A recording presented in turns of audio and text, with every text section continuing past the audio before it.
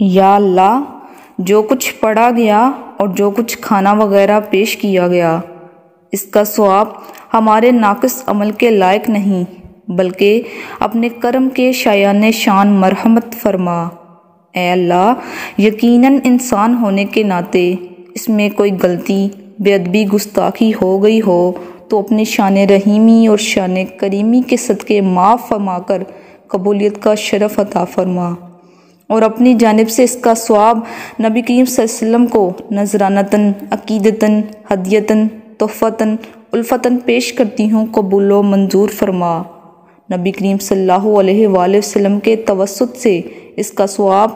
آپ کے والدین، آپ کی تمام ازواج مطہرات، تمام اہل بیت، صحابہ کرام، تبع تابعین، شہیدان کربلا، تمام غوث، ولی، کتب، امام کو پیش کرتی ہوں، قبول و منظور فرما۔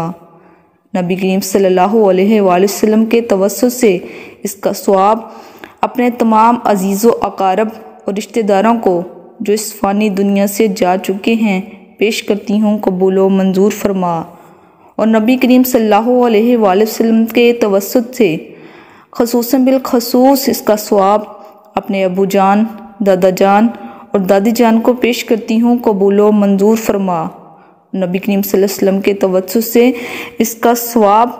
ان تمام مسلمان مردوں اور عورتوں کو جن کے پیچھے ہاتھ اٹھا کر دعائے خیر کرنے والا کوئی نہیں پیش کرتی ہوں، قبول و منظور فرما۔ اور نبی کریم صلی اللہ علیہ وسلم کے توسط سے اس کا ثواب حضرت آدم علیہ السلام سے لے کر اب تک جتنے انسان و جنات مسلمان ہوئے یا قیامت تک ہوں گے ان سب کو پیش کرتی ہوں، قبول و منظور فرما۔ نبی کریم صلی اللہ علیہ وسلم کے توسط سے دعا مانگنے میں کوئی غلطی، کوتاہی، بے ادبی، گستاخی ہو گئی ہو